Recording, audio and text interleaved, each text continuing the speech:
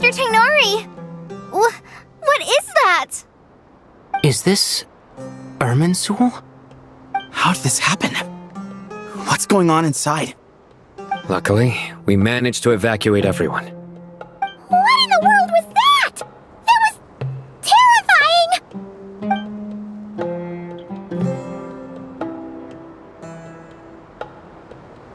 Oh my. I understand now, Dendroarchon. You make yourself quite clear indeed. Not once over the millennia has Irminsul been so terribly afflicted as this. Please continue, Dendroarchon. Irminsul's root system is what comprises the ley lines. In the past, it has always been hidden away, going unseen by the general populace. But now, an evil intruder is making it reveal itself. It has become a tree of unbridled greed. A clear sign that a deranged experiment has advanced to a new stage. Blasphemy. From where I stand, an experiment in the name of blasphemy sounds rather improper. But, if we are to honor Dottores' will, this is what we must do. The birth of this tree proves to me beyond doubt that this incident is connected to him. But to explain the situation in full, there is someone I need to tell you about.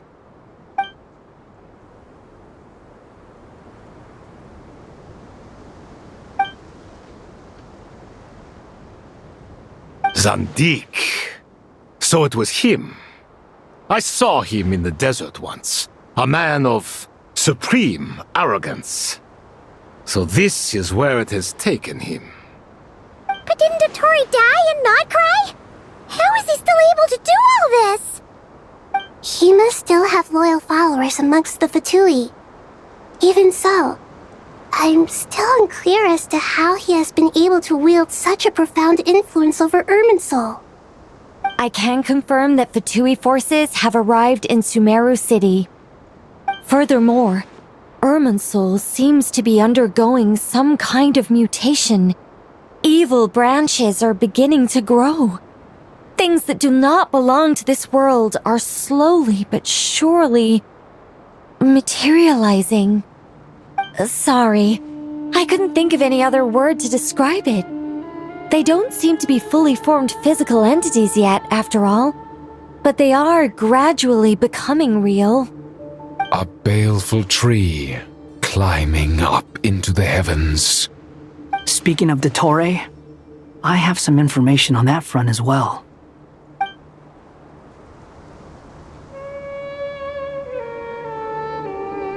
I didn't think it was wise to state this out in the open. But my theory is, the mole wasn't cut off after he was caught. They wrote him off from the beginning. You mean, the Fatui never intended to follow through with him? Then why plant a mole at all? It's hardly a conventional strategy, and the rationale behind it is pretty twisted. But as it happens, I know someone who works exactly this way. And when it comes down to it, his goals are very simple. He just wants to confuse people, so they can't figure out what he's up to. He's been a collaborator of Dottore's from the outset. That fact alone confirms that Dottore is involved with this somehow.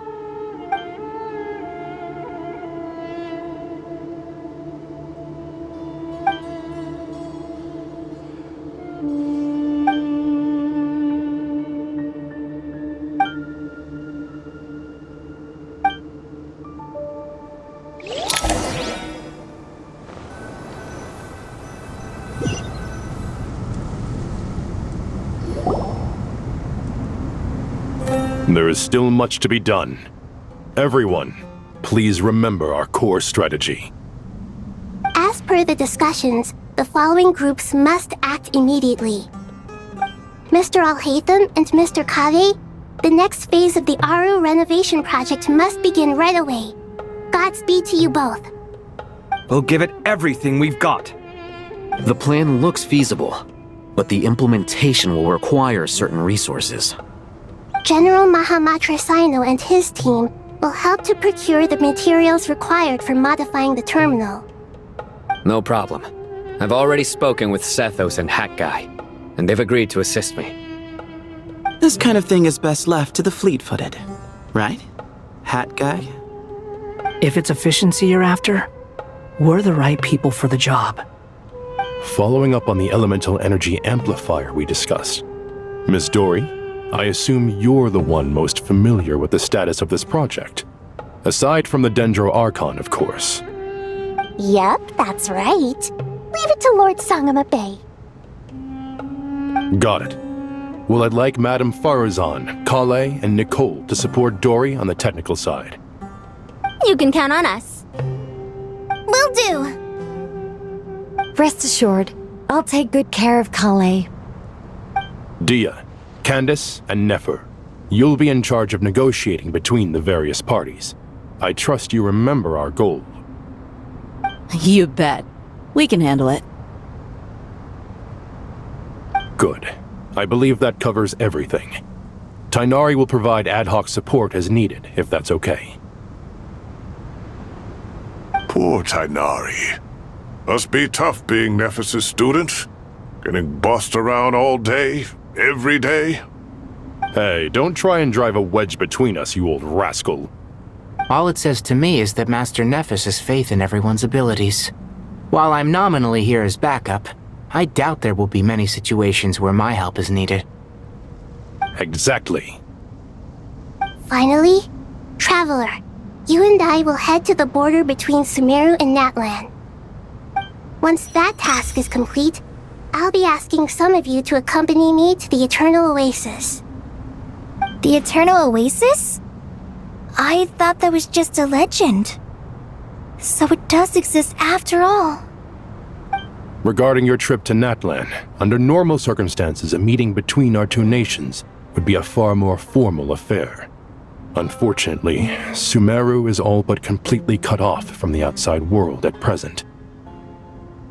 So regretfully, we won't be able to give the Pyro Archon Mawika the grand reception that she deserves. My apologies for the inconvenience. No point putting too much pressure on yourselves. That goes for everyone. Right. Especially you, Dendro Archon. I'm sure you're still feeling quite weak. Don't worry about me. The Dendro Dragon's life force will sustain me. Plus, we'll be there every step of the way. Nahida will be just fine. Yes. I believe in myself. And I believe in every one of you. Well, time to get going.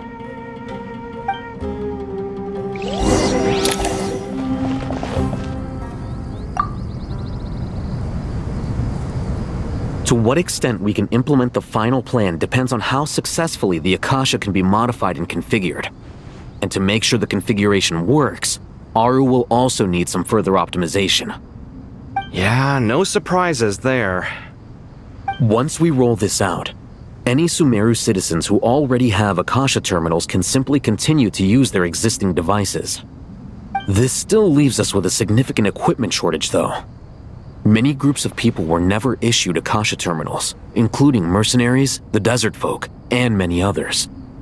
We'll need a supply of rare materials for the renovation of Aaru and the production of new terminals. Right now, the best place to source these locally is from the primal constructs within King Deshret's mausoleum. Time is not on our side here. It's gonna be a race against the clock. The Aaru merge and renovation project will have to be carried out by you two. Everything's riding on this, so failure is not an option. Best of luck to you both. As discussed, General Mahamatra Sino and Mr. Hat Guy will source the required materials. Mr. Sethos is quite familiar with the layout of King Deshret's mausoleum. With him accompanying them, things should go quite smoothly. I have every confidence. In the meantime, we may as well take a breather. Makes sense. There's not much we can do until the materials arrive. Get information and stay close. What is this, boot camp? Knock it off. It's just Sino being Sino. You know what he's like. Everyone clear on our mission objective. Look at the excess primal constructs, dismantle them, and extract the required materials. And King Deshret's 7 pillars agreed to this? If they're just sitting there doing nothing, we might as well put them to use. Thoth's words, not mine.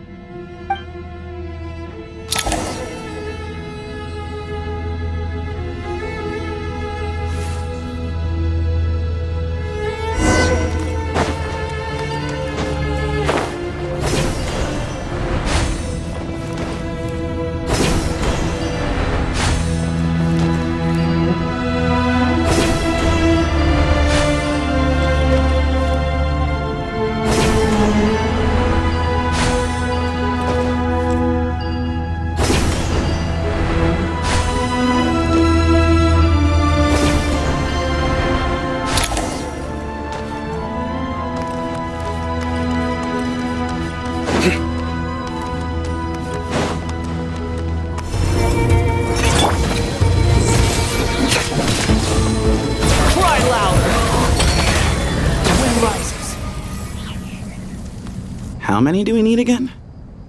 Enough to make an Akasha terminal for everyone who doesn't own one. I remember you telling me how revolutionary these Akasha terminals were.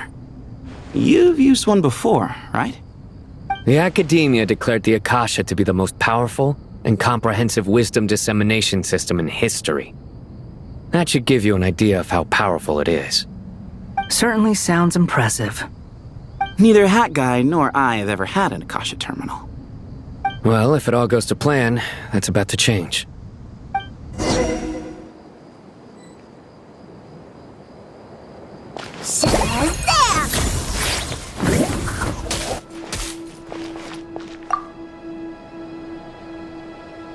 Oh, goody! Thank you so much for handling the delivery. What a long way it was. You've really outdone yourselves. I'm well aware what a bumpy, dangerous journey it must have been. Now, I would have loved to oversee the process myself, but of course, those of us who know the plan can't leave the mausoleum. Oh, trust me, I'm patting myself on the back for my assembly work here. Simply flawless work. But will you really be needing all of this? According to our plan, yes, this is the quantity required.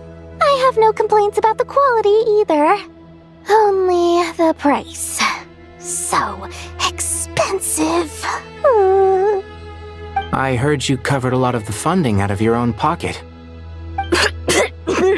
Oh, that's an exaggeration. The Academia provided most of the funds. I just offered a small token of my goodwill. Of course, the real tragedy is how little profit I'm making on this. You know, it's a serious crisis when you can't even make money out of it. It's really quite a beautiful design. And I'm intrigued by how such a diminutive device is able to output the power of the Light Realm. Did you attend the lecture on Light Realm energy, Madame Farzan? I don't believe I saw you there. Of course I attended. I was just a little late, so I had to listen to the whole thing from outside the back door. Anyway, I have a perfectly good understanding of Light Realm, elemental and abyssal energy, as well as the relationship between the three. Good to know. Master told me in private that the conversion process between Light Realm energy and elemental energy involves highly classified knowledge that shouldn't be disseminated too widely. But even so, the scholars still shared said information. Well, you can't enforce a rule that everyone breaks. Is that the idea? At first, the Dendro Archon was reluctant to explain it in great depth for safety reasons. Later, she came to terms with it, and simply informed my master that we would all have to face the question of survival together. To protect someone from such dangers means keeping them in the dark, but for someone to know and embody the wisdom within, they must understand its very essence. It's an information hazard. We're exposed to danger just by knowing the facts, and just like bait, it lures us in by offering us the solution to our problems. But if you're not careful, you'll end up pursuing it down a dark path. A tricky problem. But today, this big problem has been broken down into many smaller, more trivial ones. What do you mean? I get it.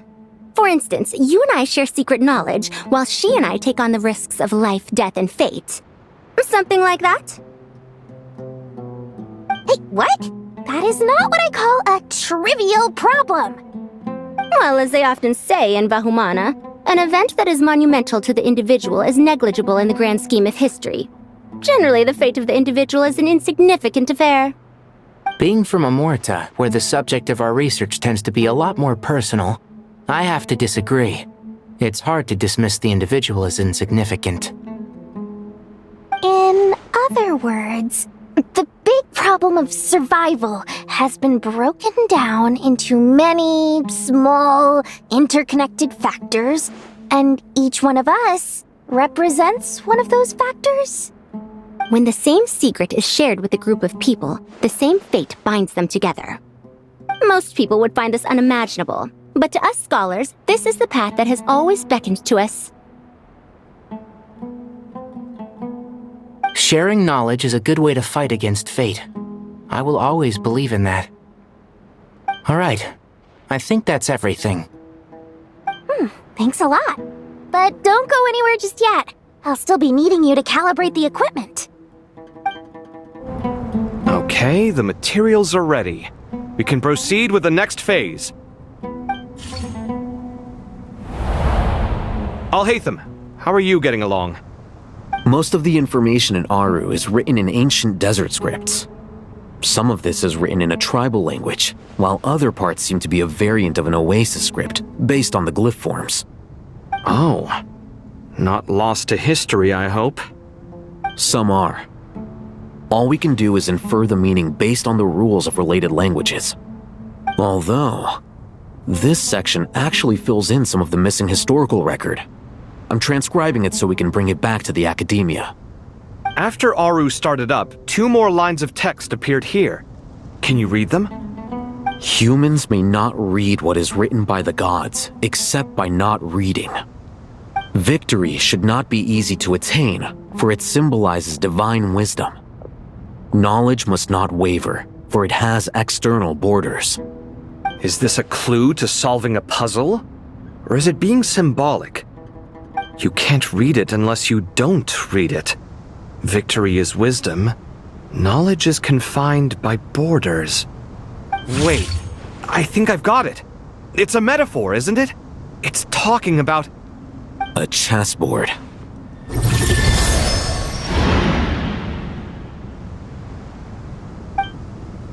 You were right. The youth of today are skilled at solving riddles. Have the secrets buried in the desert not been unearthed over the years all the same? Since Aaru is a place reachable through wisdom, this day was bound to come sooner or later. Oh, I've always been against overly cryptic sentences. Don't you get tired of reading and writing all that? Ah, it's you 3. Just in time. We've been delving deep into Aaru, and now this board has appeared. I've heard this was how you'd while away your free hours. You must be quite the experts by now in that case. It is true. King Deshret's chess games are some of the most well-loved of all his wonderful creations. If you have ever been to Safhe Shatranj, you may well be familiar with the chess pieces you see here. Is this chessboard supposed to be another visualization of the interior of Aaru, then? Naturally. Visitors, everything is ready. Only by completing the challenge on the board in accordance with the rules will you be permitted to overwrite Aaru. 1 second. It's not dangerous, is it? Dangerous? Why, yes, of course. I should be the one to go, then. Wait for me here. Sounds like the self-confidence of our present company has rubbed off on you. Don't be ridiculous. I'm your upperclassman, and that means I have to look out for you. I appreciate the sentiment, but a game of chess typically requires 2 players. Besides, I'm sure they won't let things get out of hand. Keeping things relatively safe is in your best interest too, isn't it? Fair enough. I mean, you guys are controlling the difficulty, so please don't go too hard on us, alright? Ah, but Bennu said he wanted to put some respect into these whippersnappers. All right, all right. Thank you. Obviously, we'll still try to be careful. This doesn't seem like ordinary chess. Is the goal to defeat the opponent? No, you must enter the board and pass the trials we have placed there. Ready?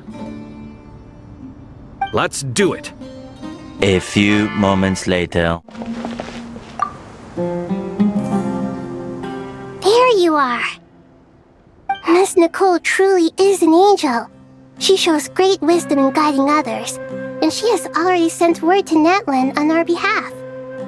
She said that while the other members of the Hexen Circle are busy with important work, she is quite free, and she is more than willing to accompany the people of Sumeru for the entire journey. Oh, yes, Nicole, all right. Always super patient and loves to help everyone out. She's the best. She is. So kind and enthusiastic. Well, time for us to get going. Let's head out.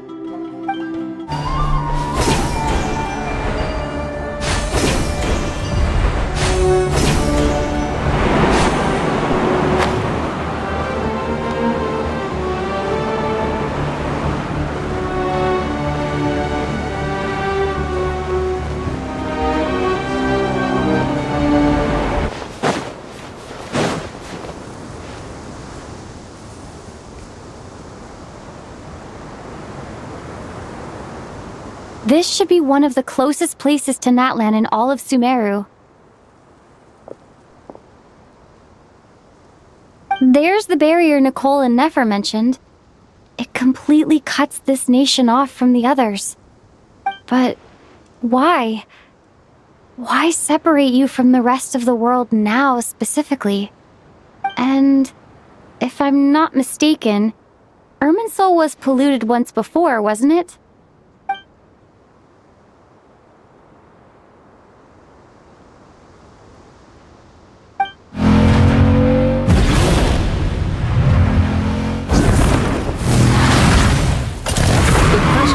I'm wondering the same thing myself.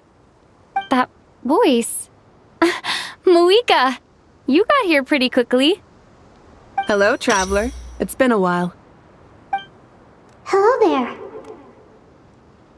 Hello, Dendro Archon. Muika, I apologize for asking you to meet at the border on such short notice. I also apologize for not being able to greet you in person. The form in which you see me now is one carried by the Traveler. The real me is inside the mausoleum of King Deshret, and I am reaching out to you with my mind from here. Irminsul has been infiltrated by the Doctor. We must be on our guard, as he can spy on information in the world from within the tree. Fortunately, there is no record of the Traveler in Irminsul, and you are still within Natlan's borders. My records will be preserved in the Night Kingdom, rather than the ley lines. As long as the Night Kingdom remains disconnected from the ley line cycle, the Doctor has no way of knowing my movements. Exactly. So by meeting each other in this way, the meeting essentially never happened. No wonder Paimon didn't come. You were concerned that her activity would be recorded by Irminsul. The Natlanese have heard about the situation in Sumeru. With the borders sealed off, merchants have been forced to stop their shipments. It's pretty serious, and you're the ones bearing the brunt of it. I'd like to address the question you raised at the beginning. I can offer a brief explanation, although it will sound rather cruel. I don't reach this conclusion gladly, but Irminsul predates the heavenly principles. It existed long ago, when the dragons of Natlan were at the height of their power. So even when the people of Sumeru became ill because of pollution, it was not a critical issue from the perspective of Irminsul itself. As long as it continues to function normally, the barrier will not be activated. But this time, the Doctor's invasion has directly affected the tree. That is what caused the barrier to deploy. The heavenly principles established a rule that when Irminsul is plunged into grave danger, a portion of power will be reserved to isolate Sumeru. That way, even if Sumeru is destroyed, the outside world at least has some time to catch its breath. We'd certainly need it. The heavenly principles created almost everything that exists in Teyvat today. To them, preserving the existence of the world and its inhabitants takes priority over protecting Sumeru. Meaning, protecting Sumeru now falls to you. Yes. My own power may be limited, especially compared to yours. But that doesn't mean that we're just gonna sit around and wait for the end. If necessary, I will utilize any and every means at my disposal. Nicole of the Hexen Circle didn't say exactly what this meeting was about, but after hearing everything you've said so far, I think I can guess where this is going. That's right. Nahida and I discussed it at length. We both know how presumptuous this is, but... You need the pyronosis, don't you? Yes, you guessed correctly. Originally, I only intended to borrow it, but the situation is far graver than I foresaw. So instead, what I ask of you is to please give the pyronosis to Sumeru. Why do you sound so nervous? There's no need to be shy. Surely a gnosis is pretty important to a god.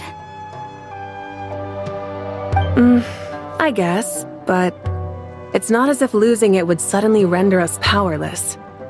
But I'm sure you don't need me to tell you that. With all the nations you've traveled to, and all the gods you've met, you must have realized that by now. As far as I'm concerned, a gnosis is basically an elemental energy enhancer. But I don't usually use it. You know me. I like to think I'm pretty strong without it. Yeah. Not about to dispute that. So you see, you don't need to sweat it. Here, take the pyronosis. Uh-huh? Just like that? Uh-huh, just like that. To tell the truth, I've always toyed with the idea of giving it to someone who needs it more than I do. I know you accompanied Nahida here to try and increase the chance of success. It's a good thing you did, because your involvement is one of the main reasons you've managed to persuade me. Are you sure about this? Handing over your gnosis just because of me? I won't try to quantify it, but trust me. Handing over the gnosis to Tumaini is far from the craziest idea I could think of. Besides, even if you hadn't come here personally, I think I still would have agreed to Nahida's request. Irminsul doesn't just affect Sumeru. It impacts all of Teyvat. I know all too well how difficult it can be to protect the things you care about. So logically, morally, or however you want to cut it, helping you is the right thing to do. You don't need to tell me the specifics of your plan.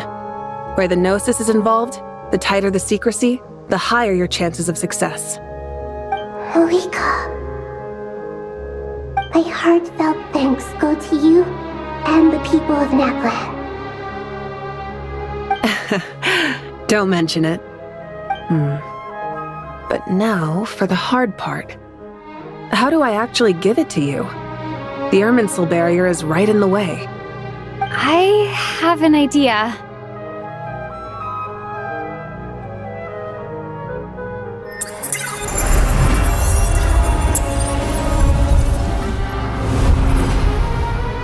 Just as I thought. Incredible. What did you do? Just made a lucky guess. This seems to happen quite a lot. Things that apply to everyone else don't seem to apply to me. I figured the same might be true here. Irminsul usually produces effects based on the records it holds. Since the Traveler is a descender, Irminsul contains no records of her, and thus has no way to impede her. Is that right? You really are full of surprises. Catch. Whoa! Thank you, Moika. Thank you for trusting us with something so important. All right. No need to get so formal. It's not like we're strangers. Besides, there's still one problem. You might be able to pass through the barrier, but I don't know about the Gnosis. Any other surprises for us, Traveler? Let me try something. I have the Pyrognosis in my hand. It feels strangely ordinary. Not particularly heavy. And yet, this tiny thing symbolizes the mighty authority of a god.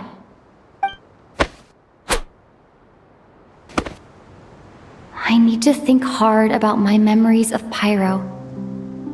My memories of journeying through Natlan. All those important experiences I've had.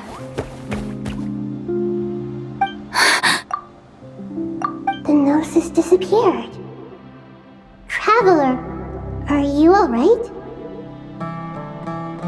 I'm fine. The Pyrognosis disappeared into my body, just like phlogiston. Maybe it resonates with you because you've mastered the power of phlogiston. You might not be recorded in the ley lines, but you're still our Tumini. Whew.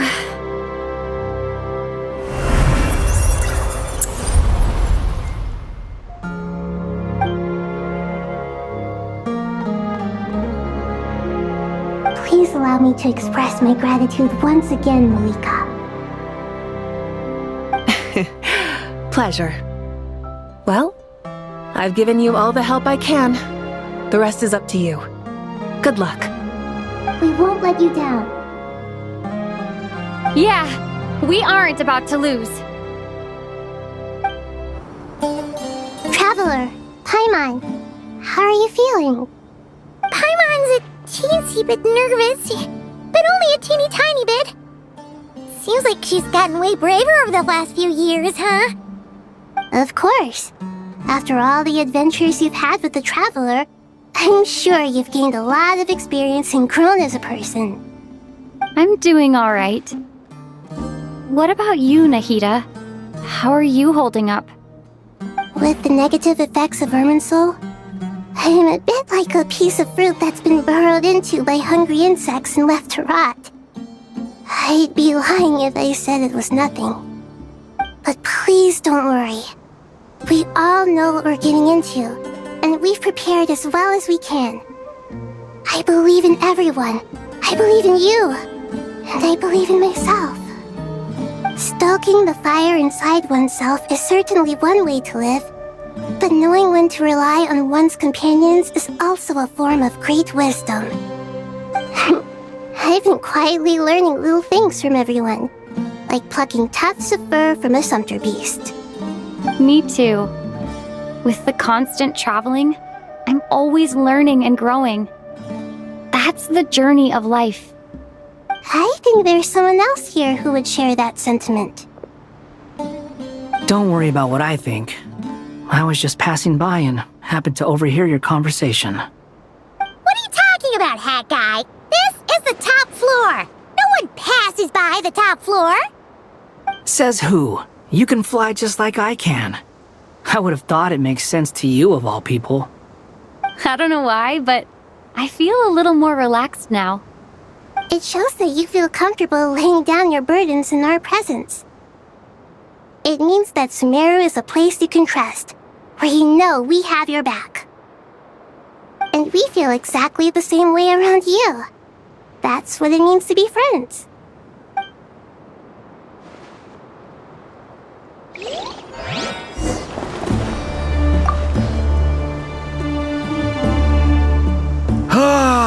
It's finally done. Ugh, but I have a nagging feeling that there's something I've forgotten.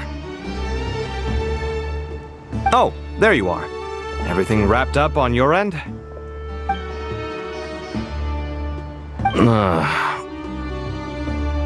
Okay, fair enough. That was a pointless question. We were working in tandem, after all. You must really be exhausted. Well, it's been a busy day for both of us. When work ends, you clock out. No looking back. Yeah, we're definitely due a break. Probably a little late to start drinking now, though. I'll stick with water. Here, this one's for you. Thanks. You want a bite to eat? I can grab us something. Or wait, I think there's a stove nearby. Let me take a look. Are you nervous? A little, yeah. Unlike you, it seems. How are you not feeling at all nervous? Because everything that happens next is beyond my individual control. I don't worry about things I cannot influence. What do you mean, cannot influence? You're the one who came up with half of the strategies we ended up using. There's only so much I can do. I was only doing my duty. Was it like this last time, too? You mean with Azar and his accomplices? Yes and no. The situation back then was easier to control, but we weren't as prepared as we are this time. So the enemy is stronger, but so are we. I still vividly remember the way you interrogated me in the library after the fact. Where were you when Sumeru needed you most? If your memory is so vivid, you might also recall that it was you who came looking for an argument. You're often the one who initiates these things, you know. I came for a conversation! I didn't know it was gonna turn into an argument! Anyway, at least I showed up this time. So, what do you think? What do I think? I think we're certainly better off for it. It's good having me around to help out, huh? Absolutely. As a citizen of Sumeru, you displayed a remarkable sense of responsibility in the face of disaster. Certainly feels that way. I just shudder to think how the world would have ended up if we hadn't gotten control of the situation. So, do you think this is what impending disaster looks like? The sky is so clear, and there isn't a whiff of decay or destruction in the air. It's hard to imagine that the fall of humanity could happen on an ordinary day like this. Awful things happen all the time. Sometimes people can stop them, and sometimes they can't. What you and I have done is increase our chances of stopping this one. Lofty ideals may provide no defense at all against nihilism, but perhaps little decisions can. Oh, nothing. It's nothing. I hope everything works out tomorrow. It will. As long as we stick to the plan, our chances of success are good. It's really strange. You're my junior, yet you always seem to act more like an upperclassman than I do. I think it's mostly a matter of temperament. Ugh. Walked right into that one, didn't I?